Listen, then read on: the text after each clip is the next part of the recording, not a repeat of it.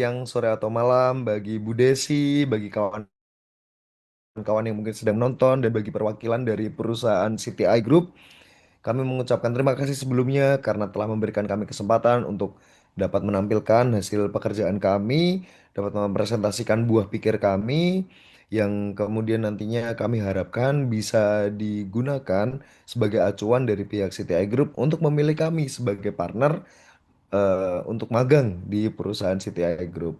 Dan kami juga mengucapkan permohonan maaf yang sebesar-besarnya karena mungkin kami belum dapat menepati waktu yang telah ditentukan baik oleh Ibu Desi maupun dari pihak CTI Group karena ada satu dan dua halangan yang kami alami. Untuk memulai presentasi kami di hari ini, kami sebelumnya akan menjelaskan dulu bahwa kami akan mempresentasikan mengenai perencanaan media komunikasi pemasaran, terutama bagian strategi kreatif perencanaan media. Kami dari kelompok 7 yang beranggotakan oleh saya sendiri yang pertama, nama saya Raudra Medawi Wanda dengan NPM 1909 069161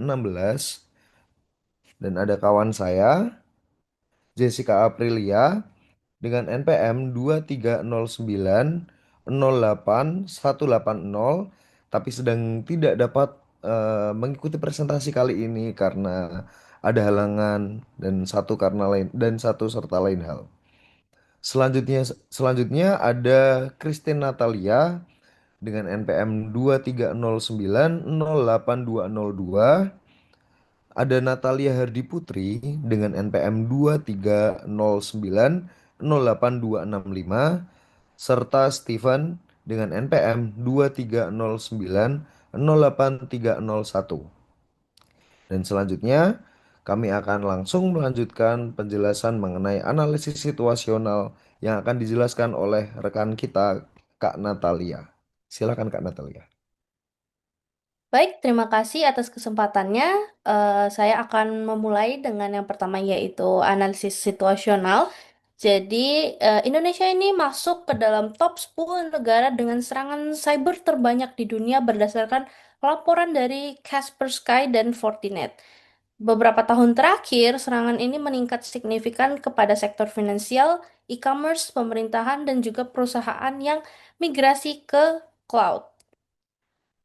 Lalu tantangan besar yang ada yaitu Indonesia ini kekurangan eh, kurang lebih 25.000 tenaga ahli keamanan cyber setiap tahunnya. Perusahaan menengah dan besar sangat kesulitan untuk menjaga operasional SOC atau Security Operation Center setiap harinya dan berakibatnya yaitu banyak organisasi yang rentan pada serangan ransomware, phishing, dan identity compromise. Lalu ada juga pergeseran ke solusi AI driven security berdasarkan tren global dan regional menunjukkan 70-80% organisasi itu mulai mengadopsi AI untuk deteksi ancaman. Nah, AI itu menjadi kebutuhan, bukan pilihan karena skala data lognya yang semakin besar. Maka perusahaan itu ingin solusi yang automated bukan manual. Nah, nah, lanjut ke situational conclusion. Yang pertama yaitu ada alert fatigue dan overload. Perusahaan itu menerima ribuan alert setiap hari, lebih dari 85% tidak sempat dianalisis. Tanpa AI, SOC itu sulit memprioritaskan ancaman kritisnya. Nah, yang kedua yaitu investigasi manual sangat lambat. Waktu respon serangan bisa memakan waktu hingga 12-72 jam. Lalu, serangan modern hanya butuh 2-10 menit untuk menyebar. Yang ketiga yaitu identity menjadi titik lemah terbesar. 60-70% pelanggaran berasal dari credential theft atau akun bocor. Perusahaan itu membutuhkan analitik AI untuk memonitor perilaku user dan mendeteksi anomali login. Lalu yang keempat ada cloud misconfiguration meningkat. Nah, perpindahan cepat ke cloud sering meninggalkan konfigurasi yang salah. Banyak sekali perusahaan tidak punya tool untuk otomatis scanning misconfiguration. Oke, kita akan lanjut ke teman saya Christine untuk melanjutkan slide tentang CTI Group. Oke, sebelumnya terima kasih.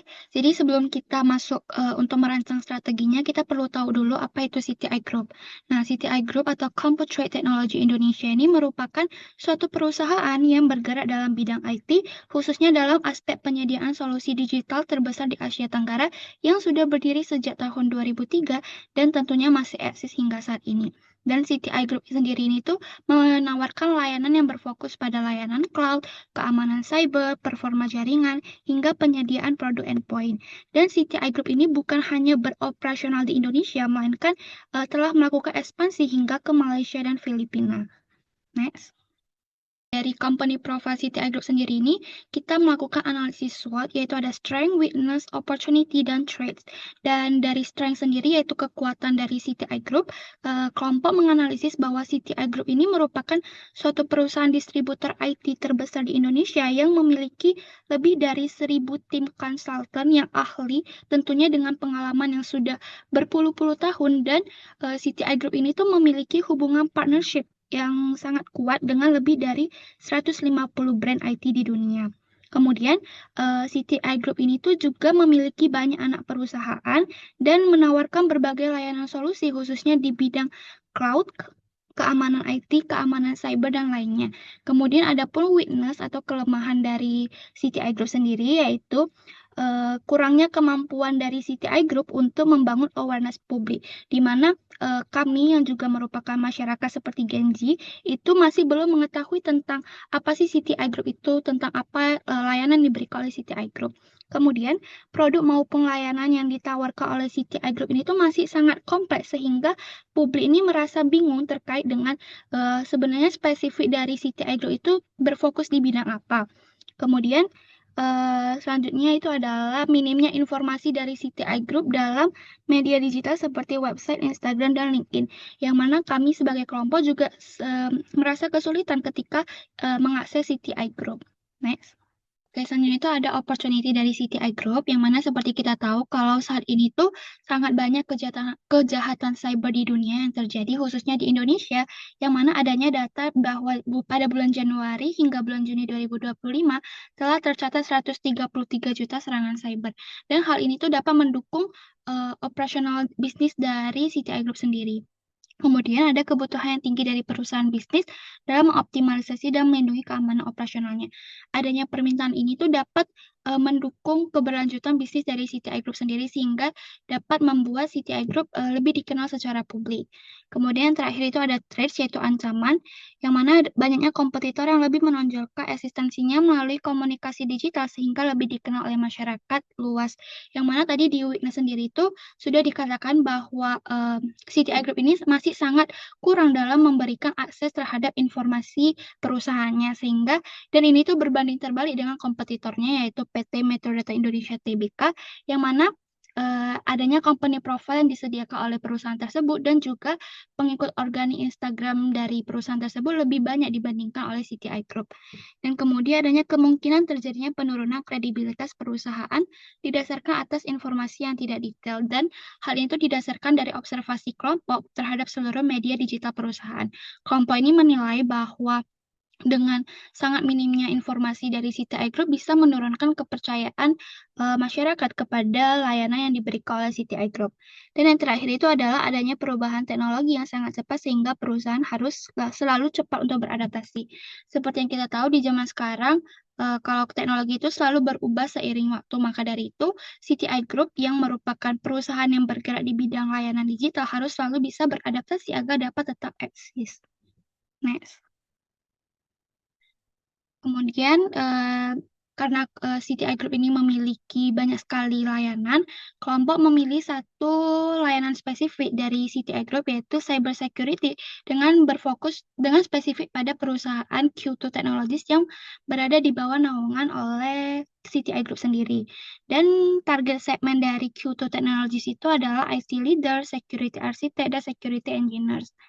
Kemudian kompetitor dari CTI Group sendiri itu ada PT Metro Data Indonesia Tbk yang sudah dijelaskan sebelumnya, yang mana perusahaan ini merupakan pelopor perusahaan ICT di Indonesia yang sudah berdiri sejak tahun 1983. Dan perusahaan ini tuh juga bergerak di bidang distribusi dan layanan perangkat keras dan lunak teknologi informasi yang berfokus pada 8 bidang layanan yang meliputi platform bisnis digital, layanan cloud, keamanan cyber, teknologi AI, infrastruktur IT hybrid, layanan konsultasi, monitoring layanan, serta data besar dan analitik. Dan dari 8 bidang layanan ini, menunjukkan bahwa PT Metro Data Indonesia Tbk ini memiliki layanan yang sangat lengkap dan informasi ini juga tertulis dengan jelas di website official perusahaan. Next. Kemudian kompetitor yang selanjutnya itu ada Ingram Micro yang merupakan distributor IT terbesar di Indonesia yang di dunia yang berfokus pada layanan konsultasi keamanan, layanan profesional dan layanan marketing. Dan Ingram Micro ini tuh juga berfokus untuk menawarkan solusi transformasi digital, keamanan, tenaga kerja hingga transformasi IT yang dimana perusahaan itu sudah memiliki 3.000 lebih partner dari berbagai wilayah yang menunjukkan bahwa perusahaan ini tuh bukan hanya beroperasional di satu negara, melainkan sudah di berbagai negara. Nah, dari analisis ini kami melihat bahwa adanya pain points dari audience insight, yaitu kesadaran terhadap CTI Group sendiri itu belum terbangun didasarkan dari minimnya informasi spesifik terkait dengan CTI Group. Dan dari pain points ini kami melihat bahwa adanya kebutuhan dari audiens, yaitu mereka memerlukan informasi CTI Group yang jelas dan detail melalui media digital resmi, dan juga mereka ingin mendapatkan kesempatan untuk mengakses edukasi secara langsung dari CTI Group dengan bahasa yang ringkas serta mudah dipahami. Dan kebiasaan media dari audiensnya itu adalah seseorang yang aktif di LinkedIn, karena yang sudah dijelaskan sebelumnya bahwa target audiensnya itu adalah IT profesional, security engineer, dan lainnya, maka mereka itu sangat menjunjung tinggi profesionalitas sehingga platform LinkedIn ini dinilai memiliki kredibilitas yang cukup tinggi untuk mendapatkan informasi. Kemudian preferensi konten dari target audiens tersebut itu adalah konten yang profesional, informatif baik dalam bentuk format short video maupun practical content, tag webinar karena mereka bisa langsung mengetahui intisari dari informasi yang mereka perlukan dan juga berbasis pada contoh kasus nyata. Jadinya target audiens ini tuh lebih dapat memahami karena didasarkan pada realitas yang benar terjadi.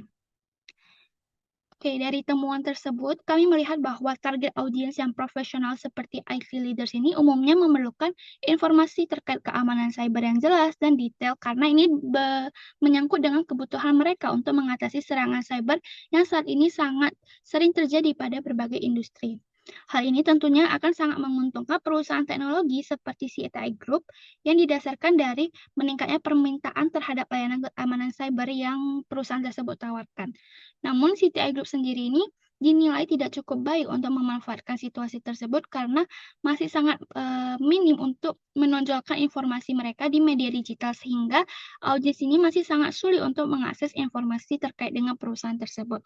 Maka dari itu, strategi perencanaan media ini harus berfokus untuk memaksimalkan penggunaan media digital sebagai saluran komunikasi dengan target audiens yang mana dapat dilakukan melalui penyederhanaan informasi agar audiens ini tuh juga dapat memahami secara keseluruhan tentang apa itu CTI Group dan juga dapat dilakukan dengan merancang konten edukasi yang relevan dengan kebutuhan mereka terhadap keamanan cyber. Oke, jadi dalam CTI Group sendiri, tadi kami sudah menyatakan bahwa kami berfokus pada bidang keamanan cyber yang mana salah satunya itu adalah Q2 Technologies. Nah, Q2 Technologies sendiri ini merupakan anggota dari CTI Group yang berfokus untuk menawarkan solusi bagi keamanan cyber dan kejahatan finansial dengan tujuannya yaitu untuk memberdayakan berbagai entitas bisnis terkait perlindungan operasional yang dapat berdampak pada keberlanjutannya. Dan Q2 Technologies ini memiliki tujuan untuk melindungi beberapa perusahaan bisnis di Asia Tenggara mengingat banyak sekali kejahatan cyber yang terjadi di wilayah tersebut. Dan Q2 Technologies ini tuh juga menawarkan berbagai layanan, yaitu ada financial crime, Cyber Security Service, dan dalam hal ini fokus kami yang menjadi dasar campaign itu adalah pada layanan cyber security, yang mana ini juga meliputi Managed Security Service, yaitu monitoring 24/7 keamanan, kemudian ada mendeteksi ancaman dan respon yang dinilai mencurigakan, kemudian juga ada melindungi endpoint seperti server, perangkat, PC, dan laptop di berbagai cloud dan industri. Target audiens dari Kyoto Technology sendiri ini kami analisis dengan 3 aspek, yaitu ada aspek demografis, psikografis, dan behavior. Dari aspek demografis sendiri, target audiensnya itu merupakan IT manager, security engineer, security architect, industri perbankan, financial enterprise. Dan dari psikografis itu adalah target audiens yang memiliki kepentingan keamanan terkait dengan perusahaannya, serta yang memiliki pemikiran yang kritis ataupun berbasis data, analitis, dan logis. Kemudian dari aspek behavior, target audiensnya itu umumnya adalah seseorang yang aktif di LinkedIn dan mempercayai informasi yang emang berbasis dengan kasusnya tadi didasarkan dari webinar maupun event. Oke, untuk analisis harga layanan dari Kyoto Technology sendiri sebenarnya tidak dapat dipatokkan karena hal ini tuh disesuaikan dengan kebutuhan dan dari audiens sendiri yang dengan mempertimbangkan ukuran perusahaan, jumlah aset digital, kebutuhan keamanan, serta level layanan perlindungan keamanan yang emang diminta oleh audiens. Jadi dapat dibilang kalau harga layanan dari Kyoto Technologies itu bersifat adjustable sesuai dengan kebutuhan konsumen. Kemudian ada analisis kompetitor dari Kyoto Technologies. Yang pertama itu ada Mark Monitor, yang mana keunggulan dari Mark Monitor ini adalah dia merupakan suatu perusahaan brand protection kelas dunia yang sudah bergabung dengan marketplace global seperti Amazon, eBay, sehingga mereka itu lebih dikenal secara global dan oleh masyarakat luas. Kemudian kelemahannya itu adalah layanan dari Mark Monitor itu tidak berfokus untuk melindungi keamanan internal perusahaan seperti yang dilakukan oleh Kyoto Technologies, dan juga karena mereka berfokus pada enterprise global sehingga harga yang mereka tentukan itu tergolong sangat tinggi. Kemudian kompetitor yang kedua itu ada Cryptos, yang mana keunggulannya itu adalah perusahaan ini memiliki layanan keamanan tingkat tinggi pada enkripsi, kripto, dan cyber, serta dia memiliki reputasi yang kuat di pasar enterprise, dan layanan diberikan itu bukan hanya sekedar monitoring. Tetapi yang menjadi kelemahannya itu adalah beberapa layanannya itu tidak cocok untuk semua bidang perusahaan, dan juga lingkup pelayanannya itu tidak seluas dengan Kyoto Technologies karena mereka itu lebih berfokus pada keamanan kripto, sedangkan Kyoto Technologies berfokus pada keamanan cyber dan keamanan finansial. Kemudian ada brand personality Kyoto Technologies. Brand personality ini merupakan sifat dari suatu brand yang membedakannya dengan kompetitor, dan juga ini berfungsi untuk membangun loyalitas pelanggan melalui konsistensi dalam komunikasi serta strategi komunikasi pemasaran. Dan Kyoto Technology sendiri ini tuh memiliki brand personality yang profesional, objektif, problem solver, dan responsif. Dan hal ini tuh didasarkan dari analisis kelompok terhadap penilaian dari berbagai audiens yang tersebar di platform-platform seperti Google, Instagram, dan lainnya. Next. Kemudian ada ide utama kampanye, yang mana big idea atau konsep kreatif besarnya itu adalah cari aman, Kyoto solusinya. Yang mana ide ini tuh menunjukkan bahwa kelompok menginginkan Kyoto itu hadir sebagai solusi atas banyaknya kejahatan cyber yang menyerang keberlanjutan perusahaan, yang mana dengan adanya ide ini tuh bisa membuat publik langsung mengingat Kyoto bahwa mereka adalah menjadi salah satu perusahaan yang memang mengatasi kejahatan cyber. Kemudian ada unique selling proposition, yaitu keunikan dari Kyoto yang menjadi pembeda dengan kompetitor lainnya. Yang mana keunikan Kyoto ini adalah menawarkan layanan keamanan cyber dan finansial yang menekankan pada compliance dalam satu layanannya. Dan contoh nyata ini sudah ada, yaitu terlihat dari peluncuran Go Web Compliance. Dan dari unique selling proposition tersebut, kami menyimpulkan bahwa menginginkan keamanan digital, maka satu solusinya yaitu CTI Group yang aman, cepat, dan terpercaya. Dan tone dan manner kampanye kami itu adalah yang bersifat profesional, solutif, modern, kritis, berbasis data, dan long-term oriented. Dan untuk tagline-nya sendiri itu adalah Trusted Safety Start with Q2. Oke, setelahnya media objektif akan dilanjutkan oleh rekan kami yaitu Steven. Terima kasih. Oke, terima kasih Kristen. Di sini saya akan menjelaskan bagian dari media objektif, yang di mana kelompok membagi menjadi 4 bagian pemasaran funnel, yaitu yang pertama, meningkatkan awareness atau sebagai top funnel, dengan tujuan utama adalah memastikan Q2 muncul sebagai top of mind dari cloud security solution dengan target reach 60-70 dari target audiens di 3 bulan kampanye dengan growth awareness lebih dari 25% terhadap merek Defensor sebagai bagian dari CTI Group. Kemudian yang kedua, membangun authority dan credibility sebagai mid funnel, membangun persepsi dengan solusi produk yang patuh regulasi. Yang kedua, memiliki proteksi AI driven. Selanjutnya didukung infrastruktur dengan CTA Group dengan target peningkatan engagement rate lebih dari 30% pada konten edukasi cybersecurity dalam white paper, webinar, dan case study. Dengan traffic website lebih dari 40% ke halaman produk Defensor. Kemudian yang ketiga adalah menghasilkan quality leads sebagai bottom funnel, yang dimana media harus mendorong high quality conversions berupa leads konkret target 3 bulan dengan minimal SQL atau sales qualified lead dari sektor finance, government, education, dan enterprise dengan cost per lead turun 15-20% dibanding baseline industri teknologi B2B. Yang selanjutnya ada yang keempat, mempercepat consideration ke conversion dengan memanfaatkan content retargeting dan personalized funneling. Objektifnya adalah memperpendek proses pengambilan keputusan yang biasanya panjang di industri ini dengan target conversion dari MQL menuju SQL minimal minimal 20-25% dengan adopsi trial atau POC meningkat 30%. Okay, next. Selanjutnya ada audience journey of media planning, yang dimana dalam slide ini menjelaskan perjalanan audiens dari tidak sadar masalah hingga menjadi loyal customer. Yang dimana yang pertama adalah awareness, di mana ada ancaman butuh solusi dengan audiens mulai sadar adanya masalah keamanan cyber, yang dimana serangan ransomware dan phishing meningkat. Kemudian regulasi makin ketat dengan SOP keamanan yang belum matang, di mana media ini kami menggunakan LinkedIn Ads, video plus stock leadership, kemudian YouTube bumper ads, programmatic display, kemudian PR dan text media placement, kemudian ada industri event coverage. Yang kedua, kami menggunakan consideration di mana solusi mana yang paling kredibel, di mana pada tahap ini customer diharapkan sudah mengambil keputusan mulai membandingkan vendor, mereka menilai integrasi, biaya, keamanan, dan bukti performa hingga reputasi dari perusahaannya sendiri. Lanjut ke evaluation, yang dimana uh, diharapkan customer dapat melihat apakah solusi cocok untuk perusahaan saya. Di tahap ini mereka sudah menggunakan vendor di ke meeting awal.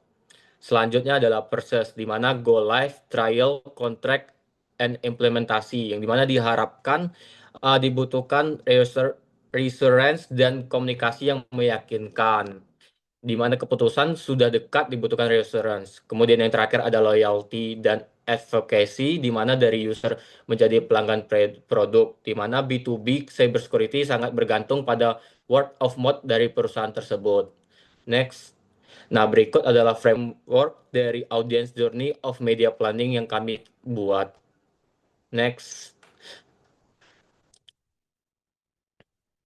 Nah, selanjutnya media plan strategi, schedule alternatif, budget, media effectivity, dan target pencapaian akan dijelaskan oleh teman kami yaitu Rodra. Terima kasih sebelumnya buat Kak Steven karena telah memberikan kesempatan ini untuk saya. Di sini saya akan menjelaskan mengenai platform atau media dan strategi yang nantinya akan saya gunakan ketika saya diberi kepercayaan untuk mengolah atau mengelola sosial media atau marketing dari Kyoto. Yang pertama, saya akan menggunakan LinkedIn Ads. Di LinkedIn Ads, konten yang akan saya buat itu berisi mengenai thought leadership post yang berisi mengenai insight CEO atau CISO tentang tren ancaman di tahun 2025 yang udah ada kemarin. Selain itu akan ada carousel yang bertema atau berjudul Trade of the Week yang berisi dari ringkasan ancaman nyata tambah solusi dari Kyoto yang mungkin bisa disediakan ketika ancaman itu melanda perusahaan-perusahaan customer atau calon-calon customer. Selanjutnya juga ada case study singkat mengenai bagaimana sih Kyoto mencegah serangan ransomware pada klien X misalnya. Atau kalau misal ada, balik lagi ke yang sebelumnya, kalau ada permasalahan ini tuh ketika itu dipercayakan pada Kyoto, Kyoto itu akan menanganinya seperti apa. Selanjutnya ada lead gen form ads yang berisi white paper mengenai Indonesian Cyber Threat Report tahun 2025. Nah, konten ini itu ditargetkan untuk CIO, CISO, dan IT manager dengan iklan sponsored konten untuk mendapatkan lead berkualitas. Dan ini ada gambaran estimasi budget, total estimasi budget, dan lain-lain. Bisa selanjutnya. Nah, platform atau media yang akan saya gunakan selanjutnya itu adalah Google Search Ads. Nah, di Google Search Ads ini akan ada headline fokus kebutuhan untuk orang-orang yang mencari mengenai layanan cyber security 24/7, threat intelligence untuk perusahaan, dan akan dilempar ke landing page yang berisi pertama value proposition, yang kedua bukti kinerja. Itu ada kayak uptime, response time, kayak apa aja sih yang udah pernah ditanganin dari Kyoto, terus form lead yang lebih cepat. Selanjutnya ada YouTube Ads yang berisi konten video kurang lebih 15 sampai 30 detik, berisi penjelasan sederhana tentang apa itu SOC, apa itu MDR, terus ada juga animasi serangan cyber versus cara Kyoto mendeteksi, lalu cara Kyoto menangani, terus problem solution storytelling yang seperti serangan itu terjadi tanpa disadari. Nah, tapi Kyoto memantau 24/7 seperti itu contohnya. Selanjutnya ada programmatic display ads dan ada klaim-klaim kuat atau slogan-slogan singkat yang nantinya akan menempel di otak customer atau calon customer seperti 24/7 cyber defense atau keamanan digital satu solusinya. CTI Group yang aman, cepat, dan terpercaya. Ada dengan disertai visual gelap yang terkesan profesional serta tombol call to action jelas, yaitu untuk mendapatkan free security assessment. Jadi customer itu punya kesempatan juga untuk mereka berpikir atau mereka merefleksikan apakah perusahaan mereka cukup aman sebenarnya, apakah bisa menjadi lebih aman, apakah perusahaan mereka tidak aman sama sekali. Selanjutnya ada webinar mengenai Q2 Cyber Defense Series yang memiliki topik kayak seperti pertama peran SOC dalam mencegah serangan cyber modern. Selanjutnya, MDR versus traditional security. Apa sih bedanya? Selanjutnya lagi, mengenal threat intel. Bagaimana mendeteksi serangan sebelum terjadi. Jadi lebih ke tindakan preventif. Dan isi materinya itu yang pertama ada demo dashboard Q2, studi kasus nyata, dan Q&A dengan analisis keamanan. Jadi kita juga bisa menjawab nih pertanyaan-pertanyaan yang mungkin masih belum terjawabkan. Yang mungkin masih bingung, yang calon-calon customer kita itu masih ragu, mungkin kita bisa lebih membuatnya mantap di bagian itu. Dan ada artikel juga yang berisi mengenai tren ancaman baru di Indonesia, peran SOC dan MDR dalam mitigasi, pengumuman riset atau insight terbaru Q2, keunggulan teknologi AI powered detection milik Q2, dan kutipan dari Head of Cyber Defense atau Q2, CTO Q2.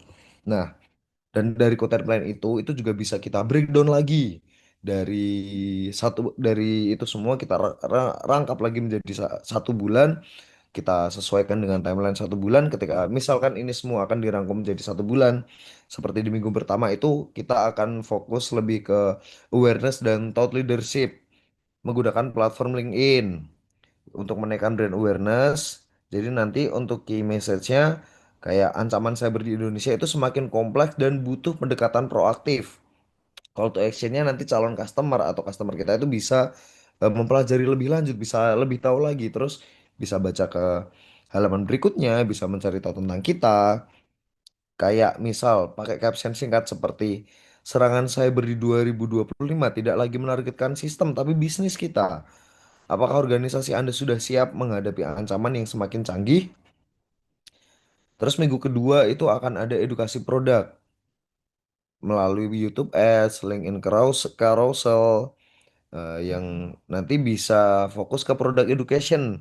Layanan apa aja sih yang kita miliki, apa aja sih yang bisa kita bantu di sini.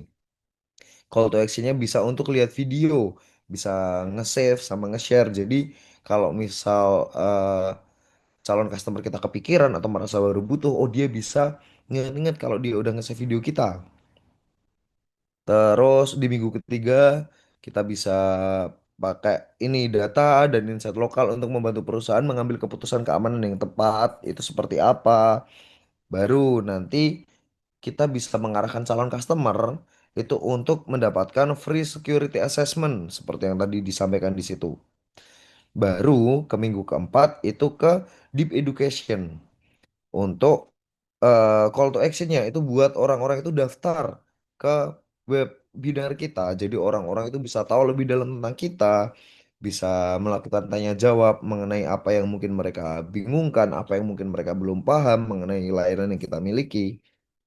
Lalu ini semua itu saya, alasan kita membuat ini semua karena kita menempatkan diri kita sebagai posisi customer, posisi calon customer yang bahkan dari kita saja mungkin merasa kita masih kurang paham dari CTI Group itu sebenarnya apa saja, layanan apa saja yang mereka miliki, detailnya seperti apa, lengkapnya seperti apa, permasalahan seperti apa yang biasanya mereka tangani, solusi seperti apa yang biasanya mereka berikan, dan diberikan juga contoh-contoh klien-klien yang telah di eh, klien-klien atau partner-partner yang dimiliki oleh CTI Group kayak apa saja sih sebenarnya yang mereka handle di klien tersebut, apa saja sih sebenarnya yang mereka handle di perusahaan tersebut, itu yang belum kita ketahui. Jadi saya mungkin sebagai calon customer akan merasa jauh lebih pede lagi menjadikan CTI Group sebagai partner kita ketika kita mengetahui, oh contoh permasalahannya itu seperti ini, mereka menanganinya seperti ini. Oh kayak di perusahaan ini dulu mereka menangani di bagian ini atau mereka pernah mengalami masalah seperti ini dan CTI Group memberikan solusi seperti ini. Hal-hal itu yang mungkin perlu kita sampaikan terlebih lebih detail lagi sehingga dapat menjadi bahan pertimbangan calon customer untuk memilih kita menjadi partnernya. Mungkin cukup sekian dari kami. Mengucapkan terima kasih sekali lagi kepada Bu Desi, terutama kepada perwakilan dari CTI Group karena telah memberikan kami kesempatan untuk melakukan presentasi ini. Mewakili kelompok, saya mengucapkan mohon maaf sebesar-besarnya jika ada salah kata atau mungkin perilaku kami yang tidak mengenakan di hati pemirsa. Dan saya mengucapkan terima kasih kembali sebaik-baiknya. Terima kasih sebanyak mungkin.